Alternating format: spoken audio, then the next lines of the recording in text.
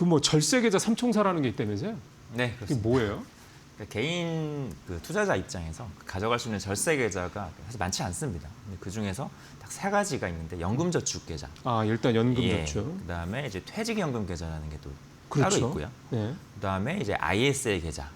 요 세 가지라고 보시면 될 것 같고요. 이 중에서 퇴직연금 요거는 이건 뭐 월급쟁이만 가능한 거. 자영업자분도 가능합니다. 아, 퇴직연금 들 수가 예, 있어요. 들 수 아, 있습니다. 그러면은 예. 사실 다 웬만하면 다 된다는 얘기네요, 그죠? 맞습니다. 네. 예. 그 중에서 이제 연금저축 같은 경우는 여기 지금 화면에 보이시는 것처럼 네. 누구나 만들 수 있다. 즉 이 얘기는 소득이 없더라도 개설이 그렇죠. 가능하다는 얘기 때문에 그러면 가장 유리할 수 있는 부분이 자녀들을 위해서 내가 계좌를 만들어주겠다. 그렇다면 자녀분들의 연금 계좌를 좀 눈치 빠르신 미리? 어머님들은 미리 만들어 놓고 왜냐하면 이게 연금저축으로서 누릴 수 있는 혜택들을 꾸준히 가져갈 수 있거든요. 자녀 때 만들어 놓으면. 그래서 그러네. 그런 부분에서 많이 활용하시고요. 두 번째 퇴직연금 같은 경우는 우리 잘 아시는 DB, 뭐 DC 이렇게 회사에서 그렇죠. 퇴직연금 제도를 도입했을 때 그 두 가지 계좌를 활용하시고 네. 개인적으로 IRP라고 하는 또 퇴직연금 내에서의 개인 그것도 계좌를 또 열 있어요. 수 있습니다. 거기에 다 퇴직연금 계좌 안에 포함되어 있다 보시면 될 것 같고요. 그럼 IRP는 퇴직연금만 가능한 거예요? 맞습니다. 아, 예. 예. 알겠습니다. 그다음에 이제 ISA라고 있는데 이건 19세 이상 누구나에다가 조건 하나가 더 붙는데 이건 뭐냐면 지난 직전 3개년 동안에 금융소득 종합과세의 어떤 그 이슈가 없어야만 개설이 가능하다. 그러니까 한 번이라도 이제, 과세가 당했으면 네. 안 된다.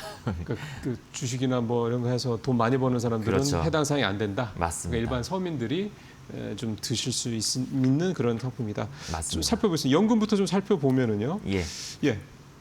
연금 보면 이제 연금은 우리가 돈을 매월 혹은 매년마다 얼마씩 이제 납입을 하실 거고요. 그렇죠. 그다음에 납입한 돈을 갖다가 나중에 차입기 전까지는 운용을 하시겠죠. 그렇죠. 그리고 마지막에 내가 연금 형태로 수령을 하는 최종 납입, 운용, 수령 세 가지 단계가 있는데 네. 그 각각의 단계에서 모두 혜택이 녹아 있습니다. 잘 보시면. 그래서 납입할 때는 우리 이번에 아마 연말정산도 잘 하셨을 것 같은데요. 매년 900만 원까지 연금저축과 IRP를 모두 활용했을 때는 900만 원까지 세액공제 한도를 받아요. 그래서 이걸 납입만 하더라도 900만 원이면 크죠. 그래서 이 안에 내가 무슨 꼭 상품을 사질 않아도 이 계좌에 납입만 하셔도 무조건 900만 원 세액공제가 됩니다. 그 혜택이 있고요. 그다음에 이제 어떤 투자를 이 안에서 하실 수 있겠죠. 그럼 그 운용을 하시는 동안에 내가 사고 나서 나중에 팔 때는 보통 세금이 매겨지죠. 근데 이 계좌 안에서는 아무리 매도를 많이 해도 세금이 없습니다. 그러면 소위 말해서 증권사에 내는 증권거래세 외구는 세금이 없다. 맞습니다. 세금이 없다. 그래서 이연된다는 얘기죠. 그렇죠, 그렇죠. 그러다 보니까 이 재투자, 이 세금 부분을 좀 더 재투자를 계속 더 많이 할 수 있는 부분에서 복리 효과가 조금은 더 올라간다. 그런 복리 부분이고요. 효과 느낌이네요, 진짜. 네. 그다음에 마지막 수령할 때도 보통 우리가 일반 계좌에서 매도하면은 보통 15.4% 세금입니다. 그렇죠. 근데 이 연금 계좌에서는요 5.5%부터 시작합니다. 과세 자체가요. 그래서 나이가 점점 들어갈수록 나중에 최종적으로 3.3%만 내는 저율과세이기 때문에 계속 과세를 이연해가면서 운영하다가 마지막 수령 시에는 기본 과세보다 훨씬 더 낮게 내는 어떤 세율 측면에서 굉장히 파격적인 그런 계좌다라고 볼 수가 있겠습니다. 이게 퇴직연금이랑 좀 비슷한 것도 좀 있는 것 같고 다른 것도 좀 있는 것 같고 어떤 차이가 있습니까? 연금저축과 퇴직연금의 방금 말씀드린 제도적인 그 혜택은 유사합니다. 그러니까. 그래서 아래 보시면 일단 연금저축만 만약에 들고 계신다. 그러면 연에 600만 원의 세액공제 한도밖에 안 되고요. 근데 IRP까지 내가 같이 합산해서 들고 있거나 혹은 연금저축은 없는데 IRP만 하나만 들고 계셔도 그래도 900까지 가능하시다.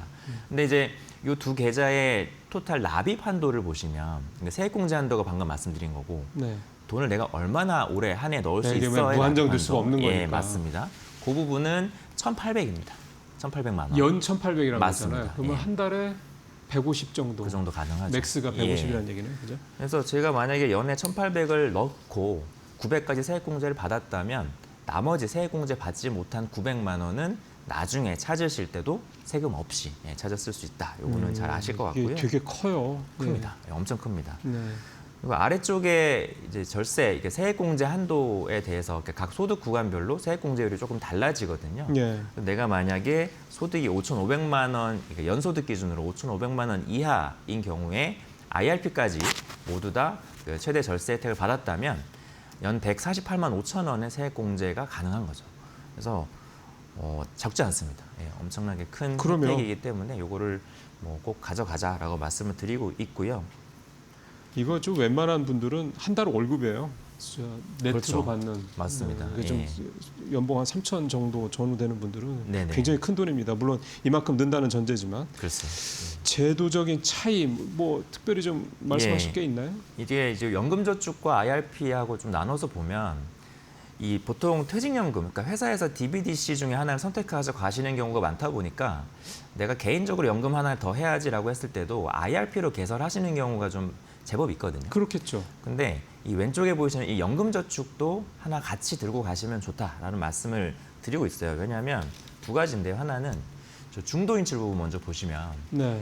퇴직연금 같은 경우는 이 DC IRP형에서 일부 해지가 가능을 하긴 한데 저 법에서 정한 사유 한이라고 되어 있잖아요. 아니, 까다로워요. 그러니까 맞아요. 퇴직연금은 되게. 예, 저거는 뭐 파산, 묘양 뭐 등등 네. 뭐 주택 구입 등등 해서 몇 가지 6가지에 해당이 되지 않으면 일부 해지가 안 되고 그냥 그러니까 전부 해지, 전체 해지밖에 안 됩니다.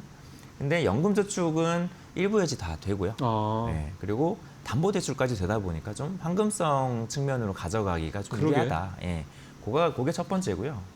두 번째는 연금저축 계좌든 퇴직연금 계좌든 다 ETF 투자하실 수 있거든요. 예. 그런데 퇴직연금 계좌에서만 하시면 아마 이런 문자 받아보신 적도 여러분들 있으실 거예요. 위험자산 70%에 도달해서 추가적인 주식형 ETF를 살 수가 없다라는 네. 그런 알림이 이렇게 뜹니다. 이게 퇴직연금 저 같은 경우는 뭐 퇴직연금밖에 안 해봐서 네. 퇴직연금 하는 사람들은 이게 되게 스트레스 받아요. 막 맞습니다. 장 좋을 때막 맞습니다. 늘리고 싶은데 안 돼서. 매달 뜨죠. 예. 그런데 연금저축 같은 경우는 그런 제한이 없어요. 그래서 주식형 ETF로 꽉 채워서 갈 수 있다. 그래서 내 어떤 노후 대비 계좌 전체에서 주식형 비중을 좀 늘리고 싶다라고 하시면 반드시 퇴직연금 외에 추가로 연금저축도 가져가시는 게 좋겠다. 그렇게 하시면 이게 어떤 형태로 어떤 두 개 중에 뭐 들고 계시더라도 나중에 연금으로 수령할 때는 전부 다 5.5%의 세율부터 똑같이 과세를 받기 때문에 혜택은 동일하다. 이렇게 보실 수 있겠습니다. 그러니까 퇴직연금만 사실 갖고 있으면 조금 약간 헐겁죠. 그래서 이렇게 개인이 별도로 연금저축 같은 걸 하나 추가로 들어서 이렇게 그러니까 이를테면 조금 더 백업을 하는 거죠. 네, 이게 좀 필요하다는 생각이 듭니다. 그다음에 하나가 ISA. 맞습니다. 요거는 사실 되게 관심 많으신 것 같아요. 맞습니다. 근데 새로운 제도다 보니까 물론 나온 지 좀 몇 년 됐습니다만 좀 이거 좀 자세히 좀 쉽게 네. 설명해 주시면. 일단 ISA가 개인 종합 자산 관리 글쎄, 계좌라고 이름은 합니다. 모르는데. 예. 최근에 또 이 ISA 혜택을 계속 대폭 늘리려고 하는 정책들이 추진이 되면서 조금 더 이제 홍보가 자연스럽게 되고 있는데 아직까지 결정된 건 없어서 기존의 혜택들 위주로 말씀을 드리면 요거는 일단 앞서 말씀드린 연금 계좌 같은 경우는 워낙 세율 측면에서 혜택은 좋은데요. 오래 묶인다는 단점이 있어요. 그렇죠. 근데 ISA는 좀 더 내가 황금성에 우선을 두고 가면서도 절세 혜택은 포기할 수 없어 라고 하시는 분들이 하실 수 있는 그런 계좌라고 볼 수 있겠고요. 왜냐하면 요거는 의무 가입 기간 3년만 유지를 하시면은 이후에 해지하실 때 각종 혜택들을 누리면서 이렇게 해지를 할 수가 있다. 그런 얘기입니다. 그 그래서- 짧다라는 게 크군요. 의무 가입 기간이. 맞습니다. 예. 그래서 여기는 제가 준비해온 장표를 역시나 한번 보시면 네. 이런 크게 4가지 혜택들이 있는데 첫 번째 손익통산이라는 게 돼요. 그래서 이 ISA 계좌 안에서 여러 가지를 사고 팔고 할 수가 있는데 그중에 벌어들인 것도 있을 거고 손해를 본 것도 있을 겁니다. 그렇죠. 예. 그럼 그것들을 전부 다 합산해요. 아. 그래서 정말 우리 소위 퉁친다 그러죠. 그렇게 해서 순 수익만 잘 모아서 그 부분에서만 과세하겠다. 그 얘기입니다. 손익통산이라는 말이 예. 이익 난 부분만 맞습니다. 그걸 가지고 이제 세금을 매기겠다. 맞습니다. 예. 그러게요. 합리적이네요. 네. 그래서 우리 예를 들어서 ISA 한 3년 이상 운용했는데 한 2천만 원 버셨다면 그 중에서도 저 2번 보시면 일단 200만 원은 기본 공제가 또 돼요. 예, 2천만 원에서 200을 뺐으니까 1,800이 남겠죠. 예, 그러니까 10% 정도 공제된다는 얘기예요? 아니면 그냥 200이 내가 번 것에 그냥 절대금액이죠. 무조건 200만 원. 절대금액 200. 예. 예. 그리고 나서 그럼 남은 금액에서 저 3번 9.9% 과세만 하고 종결입니다. 그러니까 그러면 어떻게 되는 거예요? 2천을 벌었다고 치고 2,000 200을 벌었- 비과세. 그럼 1,800이 과세 대상이고. 맞습니다. 그 1,800에 대해서 9.9%만 계산해가지고 나온 금액만 세금 내고 해지가 되는 거죠. 그럼 우리가 일반 계좌는 15.4% 내잖아요. 그렇죠. 그 세요, 굉장히. 그렇죠, 세죠. 근데 그거보다는 훨씬 더 유리하고요. 그 다음에 여기 아래 보시면 분리과세로 종결입니다. 즉 금융소득 종합과세로 합산이 되지 않는다. 저게 크네요. 예, 저게 큽니다. 예. 그래서 저 부분을 꼭 놓치지 않고 가져가실 수 있는 방법이 ISA다. 그리고 4번이 꿀팁입니다. 4번이 뭐냐면요. ISA 계좌를 잘 운용하셨어요. 네. 요걸 이제 내가 해지하려고 해지할 때 이 돈을 내 일반 통장으로 돈을 빼지 마시고요. 앞서 설명드렸던 연금 계좌로 돈을 이체하시면 그러면 그 연금 계좌의 세액공제 한도가 그 해에 늘어납니다. 내가 이체하는 금액의 10% 최대 한도 300만 원까지 해가지고 늘어나요. 그러면 저거를 이를테면은 ISL에서 조금 빠르게 예를 들어 돌려서 네. 수익이 난고 저거를 그냥 뭐 물론 그냥 일반 주식 계좌로 투자할 수도 있고 하겠습니다만 저거를 조금 더 안전하게 또 세금 혜택을 더 받으려고 연금 계좌로 옮겨서 하면 그렇죠. 예. 그러니까 내가 당장 필요한 돈이 있다면 그건 써야겠지만 써야 되겠지만 당장 급하지 않다 그러면 연금으로 보내셔가지고 그렇게 해가지고 여기서 IS에서 연금으로 보내는 돈은요. 아까 말씀드린 연금 납입한도 연 1,800에 합산이 안 됩니다. 완전 별도의 자금이기 때문에 얼마든지 넣으실 수 있고. 그러면 이게 잔머리 올린다 그러면 IS로 3년 돌리고 수익 내서 연금 해지하고 계좌로 연금 보내서 또 세금을 IS를 또 가입해서 정확합니다. 또 3년 돌리고 계속 그렇게 맞습니다. 반복적으로 하는 방법도 있겠네요. 맞습니다. 많이 하십니다. 이거를 좀 젊은 우리 월급쟁이 직장인 분들이 요거를 뭐 30대 초부터 네. 계속 3년 단위로 돌린다 그러면 예를 들어서 뭐 한 20년 직장 생활 한다고 치면 한 7번 정도를 할수 돌릴 수 있죠. 있다는 얘기잖아요. 그게 맞습니다. 그럼 연금저축 계좌는 안정적으로 계속 불어나면서 혜택도 받고 혜택은 그렇죠. 점점 늘어날 테고. 맞습니다. 너무 잘 알고 계시네요. 하면 뭐 합니까? 지금 나이가 4천 먹었는데. 예. 그러니까 이런 게 있다라는 거. 그러니까 네.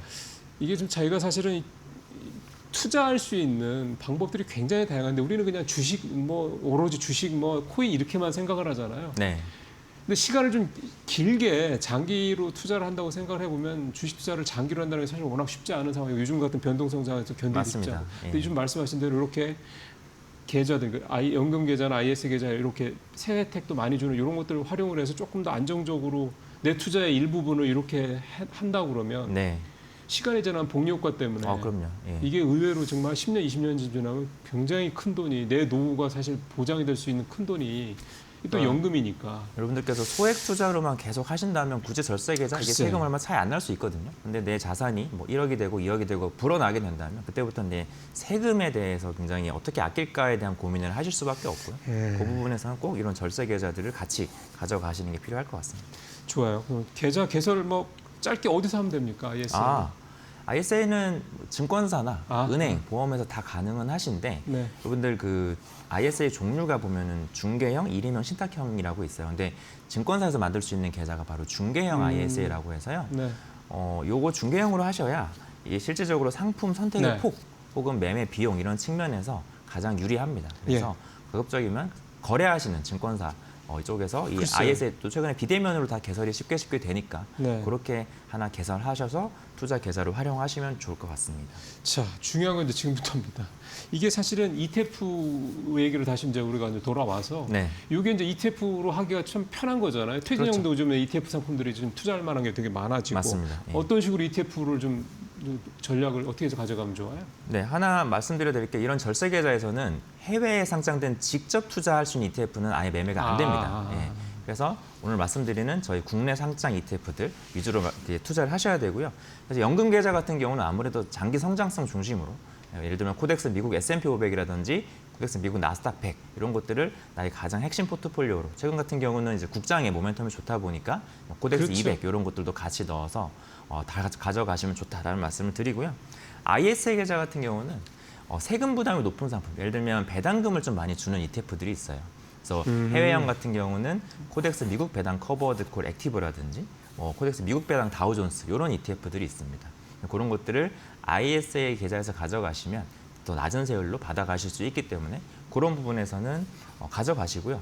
그런데 어차피 ISA 계좌도 3년 이상 투자해야 되는 그렇죠. 일단 나름의 장기 계좌입니다. 그래서 맞아요. 그런 부분에서는 위에 말씀드렸던 이 S&P 500이나 나스닥 100 이런 것하고 결이 크게 다를 필요가 없거든요. 그래서 저런 것들도 좀 더 긴 관점에서는 같이 투자를 하시는 것을 추천을 드리고 있습니다. 예. 그러니까 정리하면 연금 계좌는 조금 성장 쪽의 지수 맞습니다. 이런 대표 지수형으로. 중심으로, IS 계좌에는 뭐 세금을 많이 내야 되는 그런들 상품 네. 위주로, 그래야지 이제 절세 효과가 그만큼 맞습니다. 크다 이렇게 네. 좀 보는 거고. 아무래도 삼성에서 오신 분이니까 코덱스 얘기를 많이 하시는데 뭐 타이거 붙고 뭐 플러스 붙으면 됩니다. 그러니까 그런 상품들은 네. 대부분 다 비슷하게 있기 맞습니다. 때문에 예, 예. 참고하시길 좀 바라겠고요.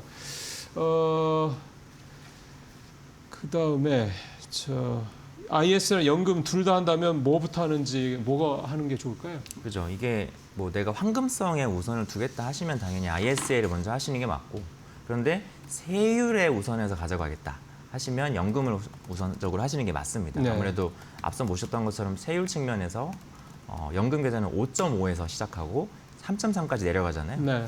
그래서 뭐 그렇게 좀 오래 묶이는 게 단점은 있지만 굉장히 낮은 세율로 나중에 찾아 쓸 수 있기 때문에 그만큼 내가 돈을 번다라는 생각으로 접근하시면 좋을 것 같고, 그래서 제 개인적으로는 어떤 선택을 할 거냐, 전 황금성보다는 이 세율에 우선 해가지고 우선적으로 투자를 하고 있습니다. 네. 그래서 연금, 뭐 IRP 이런 것부터 먼저 우선적으로 채우고 글쎄. 그 뒤에 남는 돈들을 IS로 넣고 이렇게 굴려가고 있습니다.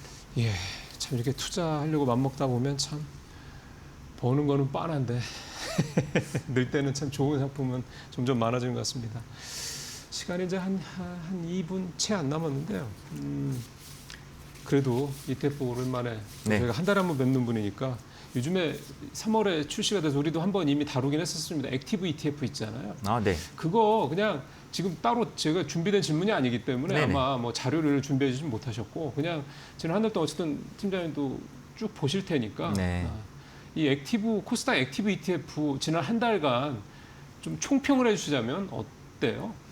일단 뭐 시장 영향이 가장 컸다라고 볼 수가 그렇죠. 있기 때문에 뭐 당장 뭐 누가 잘했다 못했다 이거는 그렇죠. 아직 검증할 만한 기간이 네, 지난 네. 것도 아니고, 네. 예, 그리고 다른 매크로 변수들이 일단 안정이 되어 있지 않은 상황이기 때문에 좀 판단하기 좀 어려운 시점인 것 같고요. 네. 다만 이제 어떤 그 코스닥 지수 자체가 뭐 조금 단기적으로 우상향 해오긴 했으나 그 속도가 빠르지 않기 때문에 그런 측면, 이런 그 코스닥 시장에 투자하시는 측면에서는 패시브도 좋지만 액티브 ETF를 전 일부 활용해 보는 것도 좋다고 봅니다. 이게 실제적으로 그 종목에 대한 어떤 펀드 매니저의 분석에 그러면 의해서 네, 들어갈 네, 수 있는 네. 시장이기 때문에 충분히 거기서 좀 엣지가 있는 종목들을 잘 골라낸다면 또 ETF의 성과로 반영이 될 수 있다는 측면에서 좀 더 장기적 관점에서 오래 좀 지켜보시면 좋지 않을까 저는 생각합니다. 그러면 이게 사실 ETF라는 상품은 장점이 사실 분명하잖아요. 그렇죠. 그리고 아마 같은 개별 중 예를 들어서 좀 액티브 ETF라고 했으니까, 예를 들어 반도체도 뭐 소부장도 들어가고 다양하게 좀 코스닥에 들어가는데,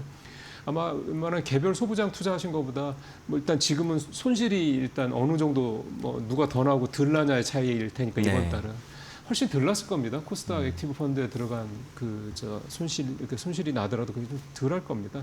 하여튼 그런 부분들은 이 액티브 펀드라는 게 또 내 포트에 전체 다 이게 아니니까 네. 일부 담는 식으로 그렇게 가면은 좀 좋지 않겠냐 생각이 좀 듭니다.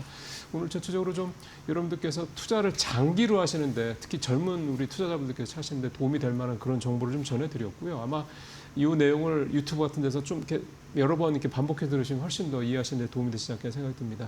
장은 지금 빠르게 낙폭을 줄이고 있습니다. 마이너스 2% 초반까지 줄였고요. 5,060선 갔던 게 지금 5,160선대까지 한 100포인트 이상 불과 한 10분 정도, 15분 정도 그러네요. 얘기하는 사이에 낙폭을 좀 줄이고 있는 상황입니다. 오늘 여기서 마치도록 하겠습니다. 팀장님 수고하셨습니다. 그렇습니다.